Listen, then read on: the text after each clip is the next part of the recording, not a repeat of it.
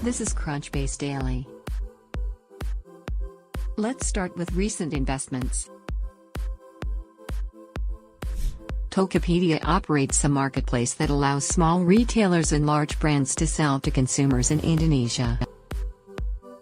It has raised $1.1 billion in Series F round, led by Alibaba. ThoughtSpot is a search-driven analytics platform that uses relational search technology. It has raised $60 million in Series C round, led by Lightspeed Venture Partners. Ripcord uses robots to digitize paper records for large corporations and organizations. It has raised $25 million in Series B round, led by Icon Ventures.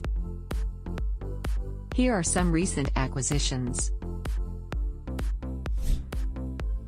Cognia is acquired by Smarsh.